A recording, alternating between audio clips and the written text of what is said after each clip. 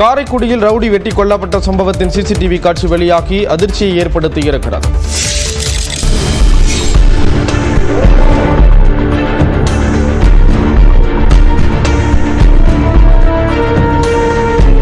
காரைக்குடியில் பிரபல ரவுடி மனோஜை 4 பேர் கொண்ட கும்பல் சுற்றி வளைத்து கொடூரமாக வெட்டிய சம்பவத்தின் சிசிடிவி காட்சி நெஞ்சை பதைபதைக்க வைத்துள்ளது.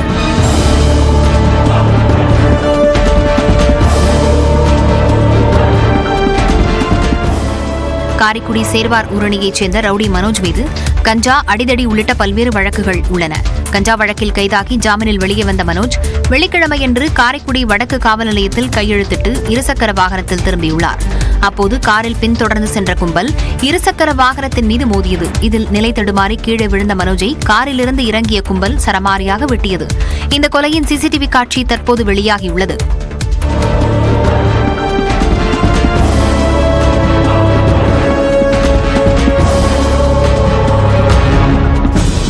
இது தொடர்பாக 6 பேர் மீது வழக்கு பதிவு செய்யப்பட்ட நிலையில் குருபாண்டியன், விக்னேஸ்வரன், சக்திவேல் ஆகியோர் கைது செய்யப்பட்டுள்ளனர்.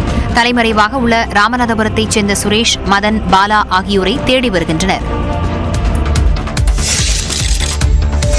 விசைத்தறி உரிமையாளர்கள் காலவரையற்ற வேலைநிறுத்த போராட்டத்தில் ஈடுபட்டு வரும் நிலையில் முத்தரப்பு பேச்சுவார்த்தை நடத்த ஆட்சியர் அழைப்பு விடுத்துள்ளார். ஒப்பந்த கூலியை முழுமையாக வழங்க வலியுறுத்தி திருப்பூர் மற்றும் கோயம்புத்தூர் மாவட்ட விசைத்தறி உரிமையாளர்கள் கடந்த 19ஆம் தேதி முதல் காலவரையற்ற வேலைநிறுத்த போராட்டத்தில் ஈடுபட்டு வருகின்றனர். இதன் காரணமாக நேரடியாகவும் மறைமுகமாகவும் சுமார் 3 லட்சம் தொழிலாளர்கள் பாதிக்கப்பட்டதுடன் 130 கோடி ரூபாய் மதிப்பிலான உற்பத்தியும் பாதிக்கப்பட்டதாக தெரிகிறது. இந்த நிலையில் வரும் 25ஆம் தேதி முத்தரப்பு பேச்சுவார்த்தைக்கு கோயம்புத்தூர் மாவட்ட ஆட்சியர் அழைப்பு விடுத்துள்ளார். இதில் விசைத்தறி உரிமையாளர்கள் சங்க கூட்டமைப்பினர், ஜவுளி உற்பத்தியாளர்கள் உள்ளிட்டோர் பங்கேற்கின்றனர். இந்த ஸ்ட்ரைக் கூடிய சீக்கிரத்துல முடியோனே ஒரு நல்ல ஒரு முடிவுக்கு வரணும்னு எல்லாருமே எதிர்பார்க்கிறோம். கலெக்டர் கோவை மாவட்ட கலெக்டர் வர செவ்வாய்க்கிழமை அன்னைக்கு அழைச்சிருக்கிறாரு. முத்தரப்பு பேச்சுவார்த்தையில முடியும் நல்லா எதிர்பார்க்கிறோம். இதில் சுமூக தீர்வு எட்டாவிடில் அடுத்த கட்ட நடவடிக்கை குறித்து ஆலோசித்து முடிவெடுக்கப்படும் என விசைத்தறி உரிமையாளர்கள் சங்க கூட்டமைப்பினர் தெரிவித்துள்ளனர்.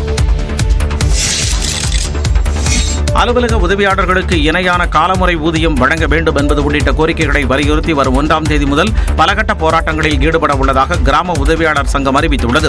ஈரோடு மாவட்டம் கோபிச்செட்டிப்பாளையத்தில் கிராம உதவியாளர் சங்கத்தின் மாநில பிரதிநிதித்துவ பேரவை கூட்டம் நடைபெற்றது. இந்த கூட்டத்தில் கருணை அடிப்படையிலான பணி நியமனத்தை உடனே வழங்க வேண்டும், இறந்த கிராம உதவியாளர்களின் குடும்பத்திற்கு பிடித்தம் செய்த தொகையுடன் அரசின் பங்களிப்பை சேர்த்து வழங்க வேண்டும், கிராம உதவியாளர்கள் பதவி உயர்வு பெறுவதற்கான வரம்பை 6 ஆண்டுகளாக திருத்தம் செய்த அரசாணை வழங்க வேண்டும் என்பன உள்ளிட்ட பல்வேறு தீர்மானங்கள் நிறைவேற்றப்பட்டன. அதன்பின் செய்தியாளர்களிடம் பேசிய அச்சங்கத்தின் மாநில தலைவர் ராஜசேகர் தங்களது கோரிக்கைகளை வலியுறுத்தி வரும் 1ஆம் தேதி முதல் பலகட்ட போராட்டங்களை முன்னெடுக்க உள்ளதாக தெரிவித்தார். வரக்கூடிய 1/4/2025 வட்ட தலைநகரங்களிலே இரவு காத்திருப்பு போராட்டமும், 9/4/2025 மாவட்ட தலைநகரங்களிலே ஒரு நாள் அடையாள உண்ணாவிரதமும், அதே போல 6/5/2025 சென்னையிலே ஒரு மாபெரும் காத்திருப்பு போராட்டத்தையும் நடத்துவது என்று முடிவு செய்திருக்கின்றோம். தமிழ்நாடு அரசு உடனடியாக தங்களை அழைத்து பேசி தீர்வு காண வேண்டும் என்றும், இல்லையெனில் போராட்டத்தை தீவிரப்படுத்த உள்ளதாகவும் ராஜசேகர் தெரிவித்தார். திண்டுக்கல் மாவட்டம் வேடச்சந்தூர் அருகே சாலையோர மணல்மேட்டில் ஏறி கார் பறக்கும் வீடியோ காட்சி வெளியாகியுள்ளது. உடுமலைப்பேட்டையைச் சேர்ந்த கிருஷ்ணபிரசாத் என்பவர் தனது காரில் திருச்சி நோக்கி சென்று கொண்டிருந்தார். வேடச்சந்தூர் பிரிவு அருகே கட்டுப்பாட்டை இழந்த கார் சாலையோர மணல்மேட்டில் மோதி கழிவுநீர் கால்வாயை தாண்டி பறந்தது.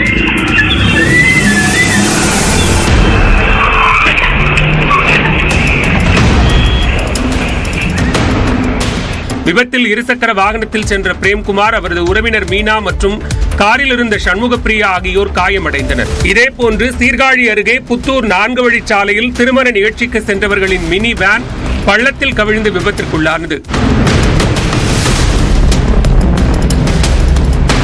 காயமடைந்த மண்ணச்சநல்லூரைச் சேர்ந்த பத்மா, ராஜேந்திரன் உள்ளிட்ட 11 பேர் மருத்துவமனையில் அனுமதிக்கப்பட்டனர். ஈரோடு மாவட்டம் சித்தோடு அருகே சொகுசு பேருந்தில் கடத்தி வரப்பட்ட 1/2 கிலோ தங்கம் மற்றும் 18 லட்சம் ரூபாய் மதிப்புள்ள அமெரிக்க நாட்டு டாலர்களை காவல்துறையினர் பறிமுதல் செய்தனர். கோவை சேலம் தேசிய நெடுஞ்சாலை வழியாக தங்கம் கடத்தி வரப்படுவதாக காவல்துறைக்கு தகவல் வந்தது.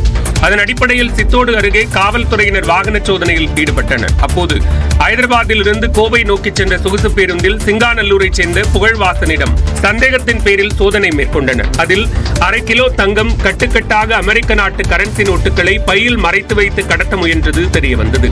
உரிய ஆவணங்களின்றி கொண்டு செல்லப்பட்ட தங்கத்தையும் அமெரிக்க கரன்சி நோட்டுகளையும் சித்தோடு காவல்துறையினர் பறிமுதல் செய்தனர். புகழ்வாசனிடம் விசாரணை மேற்கொண்டதில் ஐதராபாத்தில் அவர் வழிப்பறியில் ஈடுபட்டது தெரியவந்தது. இதனையடுத்து அவரை போலீசார் கைது செய்தனர்.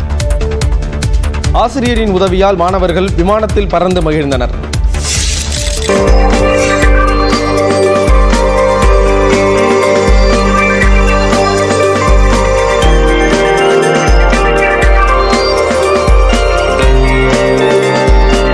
மாணவர்களின் விருப்பத்தை நிறைவேற்றும் ஆசிரியர் இருந்துவிட்டால் எதையும் செய்துவிட முடியும் என்பதற்கு இந்நிகழ்வு ஒரு உதாரணம்.